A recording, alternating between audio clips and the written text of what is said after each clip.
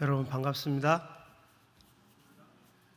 좀 전에 우리 부목사님께서 소개해 주신 것처럼 저를 아시는 분도 아실 것이고 또 모르시는 분도 간혹 계실지 모르겠습니다. 아까 찬양 인도하실 때 이쪽 맨 끝에 서 계신 우리 대원분도 캄보디아 현장에 종종 방문해 주시는 또 단기 선교 팀원이신데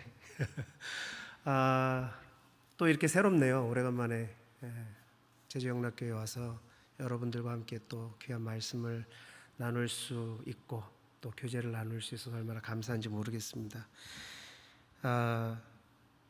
저희 아이가 아버지는 설교할 때 그리고 찬양 인도할 때가 제일 멋집니다 그러거든요. 동의가 안 되시는 것 같은데 그 아이가 어떤 의미로 얘기하는지는 모르겠습니다. 딸 넷인데 네 아이가 다 똑같은 이야기를 합니다. 아빠는 하여간 설교 단위에 서서 하나님의 말씀 전할 때 그리고 찬양 인도할 때가 제일 멋있어. 그럼 나머지의 삶은 도대체 뭐라는 걸까? 어떻게 저 아이들이 이해하고 있는 걸까? 제가 설명하지 않겠습니다. 여러분들 상상력에 맡기겠습니다. 어느 조금은 한가로운 오후에 선교사님 한 분을 만났습니다. 총회파송 선교사인데 같은 총회파송 선교사입니다. 캄보디아에는 3개 선교회가 있습니다. 원래는 하나였는데 좀 더 효과적으로 또 효율적으로 사역을 하자 그래서 총회파송을 받은 선교사님 그룹들이 3그룹으로 나눠졌는데 이제 그 중에 한 선교회, 저랑은 다른데 본래 하나였지만 그분은 이제 선한 목자 선교회로 가고 저는 이제 한뜻 선교회 그리고 즐거운 선교회가 있는데요. 그 선한 목자 선교회에 아주 사역을 잘하고 나이는 저랑 똑같습니다. 나이는 저랑 똑같고 캄보디아 선교 현장도 한 6개월 제가 앞서거니 그리고 그 선교사님이 뒤서거니 하면서 파송받아 와서 사역을 하고 있는데 저는 사역을 별로 잘 못하는데 그분은 참 사역을 잘하세요. 그래서 참 제가 보기에도 같은 나이지만 존경스럽기도 하고 어떻게 저렇게 사역을 잘하나 그렇게 늘 부러워하고 또 배도 아파하고 서로 이렇게 앞서거니 뒤서거니 서로 경쟁하면서 선한 경쟁을 하면서 하나님 나라 확장을 위해서 사역을 하고 있는데요. 그분을 한동안 좀 못 만나다가 오래간만에 좀 만난 적이 있었습니다. 한 1년 된 것 같습니다. 그분이 저를 만나자마자 대뜸 평소에 안 하던 질문을 해서 좀 당황스러웠습니다. 그 질문이 뭐였냐면, 선교사님, 캄보디아 현지인들에게 우리가 하고 있는 이 교육이 정말 먹힌다고 생각하세요? 선교사님, 우리가 지금 와서 사역을 한 지 한 10년 혹은 15년 가까이 돼가고 있는데 우리가 사역하고 있는 이 사역이 정말 저 현지인들에게 효과가 있을까요?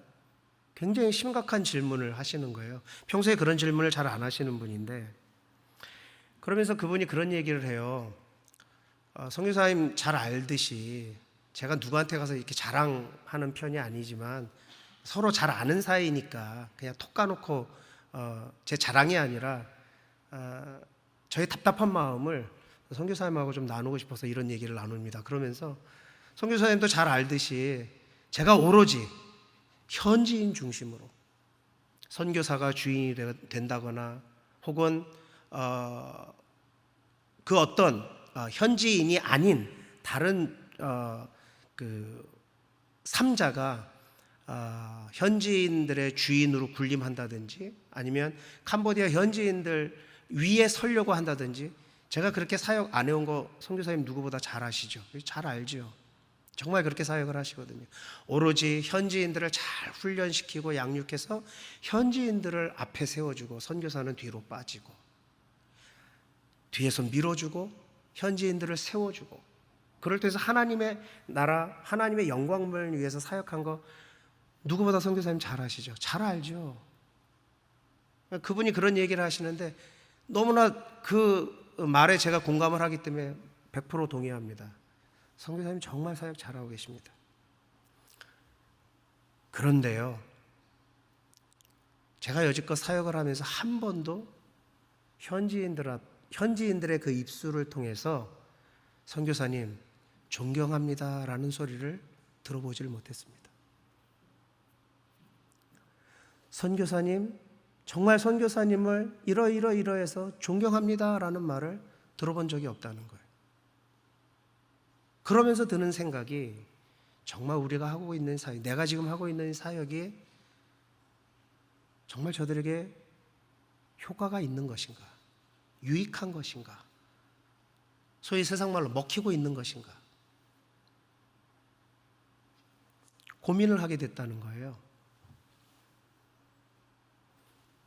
그걸로 얘기가 끝났으면 그날의 대화는 상당히 절망스러웠을 텐데, 이분이 그 이야기를 하고 나서 얼굴 표정이 180도 싹 바뀌더니, 그런데 말입니다.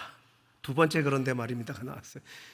제가 최근에 우리 현지 청년들하고 어른들한테 선교사님 존경합니다 라는 소리를 들었다는 거예요. 그래서 그 이야기를 선교사님과 나누고 싶어서, 그 이야기를 빨리 하고 싶어서 그냥 안절부절했다는 거예요. 오늘 선교사님 만난 게 너무나 행복하고 감사하다고. 그러냐고, 정말 그러냐고, 부럽다고, 배 아프다고, 난 아직도 존경합니다 말을 못 들어봤는데. 제가 물었죠. 그러면 그분들이 왜 선교사님을 존경한다라고 하더이까 물었어요. 후원금 많이 땡겨다 주니까? 남부러울 것 없이 무엇인가를 공급해 주니까? 그 이유가 뭐라고 하더이까 물어봤어요. 아니요, 그런 거 아니고요. 그들 입속에서 사실 충격적인 이야기를 들었습니다. 저도 사실은 제가 후원금을 많이 이렇게 한국교회에서 얻어와서 저들을 뭘 해주고, 장학금을 주고, 뭘 도와주고, 뭔가를 해주고 해서 저를 존경한다고 했으면 아마 실망했을 텐데, 그들이 하는 말은 단 하나였습니다. 선교사님도 아시죠? 제 막내 아이가 좀 여느 아이들과 다른 것을 아시지 않습니까? 이 다르다는 말이 굉장히 중요해요. 아이가 좀 아프거든요. 정서적으로. 또 그 아이 때문에 사실은 이 가정이 선교 사역을 접고 아예 한국으로 철수할 생각까지 있었고, 실제로 한국으로 철수까지 했었어요. 근데 이분이 어느 날 갑자기 다시 들어오셨거든요. 그래서 저분이 저 배경이 어떻게 되는가 저도 사실 궁금했었는데, 그때 이제 사실을 다 알게 됐죠. 여차저차 해가지고 나갔는데, 하나님께서 나를 선교사로 부르신 것에 대해서 계속해서 고민하게 하시고 갈등하게 하시고, 내가 이 아이 때문에, 이 아이로 인하여서 이 가정이 중요하다는 걸 알고 있지만 이 가정 지키기 위해서 사역을 접는 것이 맞는 것인가, 하나님께서 계속해서 자기에게 질문을 주시더래요. 그러면서 다시금 돌아갈 것을 하나님께서 그렇게 등을 떠미시더래요. 이 아이를 데리고 가야 합니까? 아버지, 왜 나에게 이런 시련을 주십니까? 나에게 왜 이런 아픔을 계속해서 주십니까? 그럼 아이라도 좀 건강하게 하나님께서 명쾌하게 기도 응답을 통해서 회복을 시켜주시든지. 그것도 아닌데 이 아이로 인해서 얼마나 힘들고 아파하는지 아시지 않습니까? 그래도 가야 합니까? 그래서 하나님께서 그럼에도 불구하고 가야 한다라고 말씀을 주셔서 다시 돌아왔다는 거예요. 얼마 되지 않아서 다시 한국 생활을 접고 들어왔어요. 그런가 보다 했죠. 바로 여기서 현지인들이 이 선교사님을 바라보는 시각이 달라졌다는 것을 그때 알았습니다. 선교사님, 우리 친구들이요, 우리 성도들이요, 저를 존경하는 이유는 단 한 가지랍니다. 그럼에도 불구하고 선교사님이 다시 우리들 곁에 돌아와 주신 것, 그럼에도 불구하고 선교사님이 그 아이를 데리고 그 아이와 함께 사모님과 함께 이곳 캄보디아 현장으로 다시 돌아와서 우리와 함께 살기로 하신 것, 그것 때문에 선교사님을 존경합니다라는 말을 했다라는 것입니다. 그 이야기를 듣는 순간 막 지금도 그 이야기를 하면 울먹울먹해져요. 울컥해져요. 떨려요. 다른 그 어떤 것도 아니고 그럼에도 불구하고 내가 그들 곁에 있는 것, 그들과 함께 사는 것, 그 삶이 저를 존경하게 된 이유랍니다. 1시간 동안 이야기를 나누면서 저에게 굉장한 도전과 충격을 주었어요. 지금 이야기를 제가 생생하게 좀 더 드라마틱하게 설명드리지 못하는 것이 저의 한계가 아닐런지 모르겠어요. 여러분 어떻게 와닿으시는지 모르겠습니다. 사랑하는 성도 여러분, 이 이야기가 우리에게 주는 의미가 무엇일까요? 그 선교사님의 결론은 이것입니다. 우리가 백날 그 어떤 기술과 또 능력과 지식과 이런 것들을 동원해서 저들을 교육한들, 그 교육한다라고 하는 것이, 저들에게 선교한다라고 하는 것이 사실은 큰 의미가 없습니다. 사실 먹히지도 않습니다. 복음이 문제일까요? 하나님의 말씀이 문제일까요? 돈의 문제 때문에? 아니면 그 선교를 하는 선교사님 때문에? 문제 때문에? 아니면 다 걷어치우고 그 복음을 받는, 교육을 받는, 또 선교의 대상이 되어지는 그 현지인들에게 문제가 있어서 아니라는 것이죠. 이분의 결론은 그 이야기 하나로 결론이 지어졌어요. 우리의 삶이 문제입니다. 외람되지만 저와 선교사님, 우리 두 사람의 삶, 그 삶이 지금 어디에 있느냐, 그 삶이 지금 어떠한 영향력으로 저들에게 보여지고 있고 끼쳐지고 있느냐. 근본적으로 교육의 문제가 아니라 교육하는 사람의 삶이 문제다. 저는 그걸 깊이 깨달았습니다. 여러분 동의가 되십니까? 선교의 성패는 바로 선교사의 삶, 그 지점에 있다는 것이 그날 대화의 중심 요지였습니다. 오늘 본문은 예수님께서 직접적으로 우리에게 하신 말씀입니다. 나는 포도나무여 너희는 가지다. 5절 말씀이죠. 1절에서 4절까지 읽었습니다만 사실 오늘 11절까지 다 읽어야 되는데 4절까지만 읽었습니다.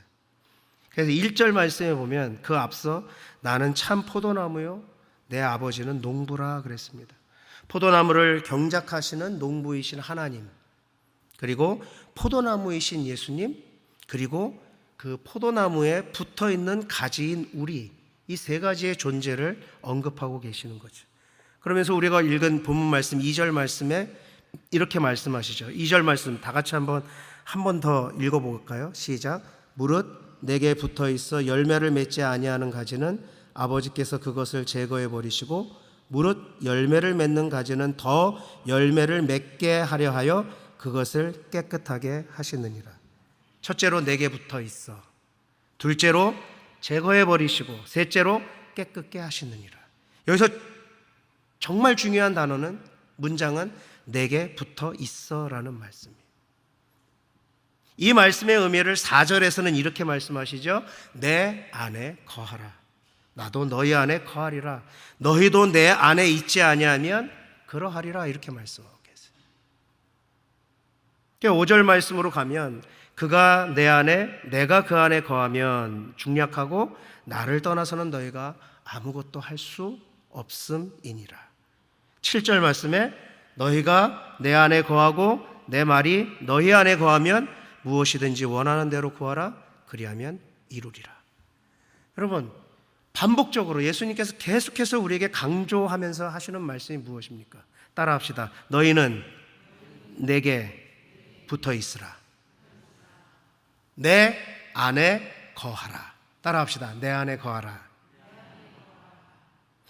우리는 종종 이 같은 본문 말씀을 대하면서 이 말씀에 귀를 기울이기보다 사실은 1절에서 11절 가운데 우리가 이 말씀을 좀 오해하게 하는 구절들이 있어요. 그걸 하나의 단어로 콕 집어서 얘기하면 열매라는 단어예요. 저도 청년 때 그리고 목사가 되어서도 이 말씀의 포인트를 자꾸 열매에다가만 두는 버릇이 있었어요. 근데 그게 아니더라고요. 이 말씀을 묵상하면 묵상할수록 열매가 이 본문 말씀의 포인트가 아니라 내 안에 거하라. 내게 붙어 있어라. 나는 참 포도나무요. 내 아버지는 농부시고 너희는 가지다. 열매가 중요한 것이 아니다. 사실 오늘 본문 말씀 가운데도 2절, 4절 그리고 읽지 아니한 본문 말씀 5절에 보면 열매라는 단어가 있거든요. 그리고 결정적인 말씀은 8절이에요. 제가 사실 이 본문 때문에 청년 때 많은 시험이 들었거든요. 너희가 많은 열매를 맺지 아니하면 제자가 아니래요. 제자는 무조건 열매를 많이 맺어야 되는 거예요. 그렇게 생각하니까 열매를 맺지 못하는 나의 현실을 보면서 상당히 좌절하고, 그럼 나는 뭐지? 나는 아무래도 가짜인가 봐. 나는 아직도 멀었어. 자꾸 인본주의적으로 하나님을 바라보기보다 인간의 인본주의를 생각하게 되더라고요. 뭔가를 해서 뭔가를 남겨야 돼. 거기에 자꾸 포인트를 두는 저를 보게 되었어요. 근데 그게 아니더라고요. 사실 이 본문 말씀의 핵심은 4절 말씀이에요. 내 안에 거하라. 나에게 붙어 있어라. 그리하면 열매 맺게 되리라. 내 제자가 되리라. 그러니까 이 본문 말씀은 어디까지나 성부 하나님, 성자 예수님의 존재론적인 그 근원적인 원리에 근거하는 거예요. 나라고 하는 존재가. 9절 말씀에 아버지께서 나를 사랑하실 것 같이 나도 너희를 사랑하였으니, 10절 말씀에 내가 아버지의 계명을 지켜 거하는 것 같이, 성부 하나님께서 성자 예수님을 사랑하시고 또 예수님께서 우리를 사랑하세요. 성부 하나님께서 예수님을 사랑하시고 예수님이 우리를 사랑하세요. 예수님께서 성부 하나님의 계명을 따라서 사신 것처럼 그러면 우리는 예수님을 따라가야 되는 거예요. 예수님을 사랑할 수밖에 없는 거예요. 그게 제자의 삶이에요. 요약하자면 포도나무를 경작하시는 분은 하나님이시고 그 포도나무는 예수님이시고 우리는 포도나무에 붙어있는 가지라는 거예요. 이 셋이 하나의 존재가 되어야 돼요. 떨어질 수 없어요. 떨어져서는 안 돼요. 분리되어 생각할 수 없는 거라는 것이죠. 포도나무에 붙어있는 가지일 뿐이니 붙어있기만 하라는 것입니다. 거하기만 하라는 것입니다. 내 안에 거하라. 그걸로 되는 거예요. 결국 열매를 맺는 비결은 나에게 있는 것이 아니라 누구에게 있다? 하나님께 있다. 보다 근본적으로 예수님께 있다. 예수님께만 있는, 복음에만 있는 거예요. 여러분 믿으시기 바랍니다. 최근 제가 읽은 책 중에 1세기 시리즈가 있습니다. 아주 얇은 책이에요. 이게 선교적으로도 굉장히 중요하고 그리스도인의 삶에 있어서 굉장히 중요한, 오늘 설교의 주제와도 이어지는 중요한 책인데 굉장히 얇아요. 여러분들한테 권합니다. 누구든지 쉽게 읽을 수 있는 아주 쉬운 책이에요. 굉장히 얇기 때문에 일단 부담감이 없어요. 제가 3권을 읽는데 2시간도 안 걸렸어요. 굉장히 짧은 책이에요. 1세기 교회 예배 이야기, 1세기 그리스도인의 하루 이야기, 그 다음에 1세기 그리스도인의 선교 이야기. 이거 간단하게 축약해서 말씀을 해드릴게요. 오늘 말씀 이 주제와 굉장히 중요하게 매치가 되기 때문에 여기 이 3가지 책 주인공은 푸블리우스라고 하는 금융업자예요. 그런데 이 푸블리우스라고 하는 사람만 허구 인물이에요. 근데 이 주변에 있는 아내를 포함해서 자녀, 그리고 그 푸블리우스 중심의 주변에 있는 사람들은 다 역사적인 인물들이에요. 사실적인 인물들, 성경에 나오는 인물들, 그 다음에 교회사에 나오는 인물들이에요. 이 작가가 참 대단해요. 상상력이 대단해요. 푸블리우스라고 하는 이 한 사람, 주인공 한 사람만 허구적인 인물일 뿐, 아내, 자녀, 그 다음에 그와 관계를 맺고 살아가는 주변에 있는 많은 사람들은 역사적으로 고증이 된 실존했던 사람들의 삶이에요. 그걸 푸블리우스라고 하는 사람을 중심으로 풀어가는 거예요.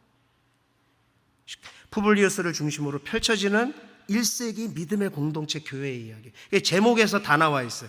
푸블리우스가 난 크리스찬이었어요. 그 아내는 독실한 그리스도인이었어요.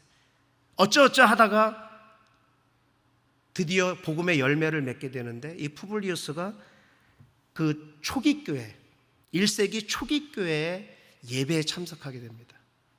거기서 예수님을 영접하게 돼요. 그게 첫 번째 책 이야기예요. 두 번째 책, 그리스도인으로 거듭난 푸블리우스가 어떻게 하루를 살아가느냐, 그 이야기가 두 번째 책이에요. 그래서 1세기 그리스도인의 하루 이야기, 일상적인 삶을 그냥 풀어서 설명해 줘요. 아침에 일어나서 일하고 집으로 돌아올 때까지 그의 하루의 일상을 그 짧은 책 속에서 조명을 하고 풀어내는 거예요. 그걸 통해서 그리스도인의 삶이란 무엇인가를 그냥 보여주는 거예요. 그냥 설명해 주는 거예요. 마지막 책, 그리스도인의 선교 이야기. 이 푸블리우스가 한 단계 더 점프업 해가지고 이제는 단순히 크리스찬으로 살아간 것으로 끝나지 아니하고, 크리스찬의 삶의 목적, 우리를 부르신 부르심의 목적, 선교, 복음 전도. 이걸 어떻게 하는 거냐, 그가 어떻게 복음을 전하며 사느냐, 이거를 그 짧은 책에서 증거하는 거예요. 그러니까 보세요. 한 사람 넌 크리스찬이 예수 그리스도를 만나 복음을 영접하고 그리스도인이 되어지고, 그 그리스도인이 하루의 삶을 어떻게 살아가는지 보여줌으로써 그리스도인의 삶이란 바로 이런 거다. 우리가 믿는 예수님이란 바로 이러한 삶을 사는 것이다 라는 걸 보여주고, 그가 더 나아가서 선교에 참여하는, 하나님의 열심에 참여하는 선교사는 아니지만 전도자로서 살아가는 삶을 그 짧은 이야기를 통해서 보여주는 거예요. 그리스도인의 존재와 존재로서의 일상, 예배, 일상, 그리고 선교, 이것을 짤막하게 보여주는데 아주 임팩트하게 보여주는 책의 내용이에요. 그리스도인의 존재란 무엇이냐, 그 존재로서의 삶이 무엇이냐, 그것을 이 짧은 세 권의 책에서 설명해 주고 있는데요, 거기에서 이런 이야기를 해요. 내 이름은 푸블리우스. 1세기 교회 예배 이야기를 읽은 사람이라면 나를 기억할 수도 있겠다. 나의 새로운 신앙이 내게 어떤 영향을 미쳤는지 설명할 최선의 방법은 가족과 일과 사회생활이 뒤섞인 아주 전형적인 하루를 묘사하는 것이다. 여러분의 하루는 어떠한가? 나에게도 여러분의 하루를 들려주길 바란다. 사랑하는 성도 여러분, 앞선 서두에서 선교는 삶이라고 이야기했습니다. 그런데 그 삶은 바로 어떤 특정한 선교사로서의 한 사람의 삶이 아니라 저와 여러분, 우리 모두의 삶의 이야기. 여러분의 삶은 어떻습니까? 제가 아까 아무런 의미 없이 던진 말 같지만, 아빠는 설교 단위에 서서 설교할 때, 찬양 인도할 때가 제일 멋있어. 제일 멋지고 존경스러워. 그럼 나머지의 삶은, 설교단 아래에서의 삶은 저 아이들에게 어떻게 비춰졌을까? 저는 스스로 질문해 보는 거예요. 설교단 아래에서의 삶과 설교단 위에서의 삶이 같다는 이야기일까? 다르다는 이야기일까? 한번 아이들에게 물어보고 싶어요. 저들에게 비친 아빠의 삶은, 목회자 이형식, 선교사 이형식으로서의 삶은 아빠 이형식과 동일한가? 아니면 다른가? 시험에 들 수 있는 이야기일 수도 있고 아니면 그 반대 이야기일 수도 있겠다는 생각이 들더라고요. 저와 여러분의 삶, 아니 여러분의 삶은 어떻습니까? 다시 본문으로 돌아와서 8절 말씀에 너희가 열매를 많이 맺으면 내 아버지께서 영광을 받으실 것이요 너희는 내 제자가 되리라. 제가 아까 이 말씀 때문에 시험에 많이 들었다고 그랬잖아요. 우린 자꾸 결과에만 방점을 찍습니다. 열매를 많이 맺는 것, 그러면서 결과로서 얻어진 열매를 가지고만 평가하려 드려요. 그런데 하나님의 말씀은 다른 말씀에도 여러 곳곳에서 비교해서 연구를 해보다 보면 우리 하나님은 결과만 중요하게 여기시는 분이 아니라 결과만큼 과정을 중시하시는 분이라는 걸 알게 됩니다. 선교도 결과보다는 과정이 더 중요한 것이 아닌가라는 생각을 하게 됩니다. 그 과정이라는 것이 무엇입니까? 바로 4절 말씀, 가지가 포도나무에 붙어 있지 아니하면 스스로 열매를 맺을 수 없음 같이 너희도 내 안에 있지 아니하면 그러하리라. 이 말씀은 뭐냐면 조금 더 확대해서 해석을 하게 되어지면 그 어떤 열매라 할지라도 그 열매가 예수님 안에, 그리스도 안에 있지 않음으로 맺어진 열매일 수도 있고, 그렇다라고 한다면 그것은 하나님과는 전혀 상관없는, 하나님의 기쁨 되지 못하는, 하나님의 뜻과는 전혀 별개의 것이 될 수도 있다라고 하는 단계까지 갈 수 있다는 사실을 우리가 기억해야 되겠습니다. 우리는 종종 과정은 잊어버리고 결과만 생각합니다. 근데 선교지에 있어 보니까 딱 한 세대만 지나면 그 열매가 진짜인지 가짜인지가 드러나더라고요. 선교 현장에 있어 보니까.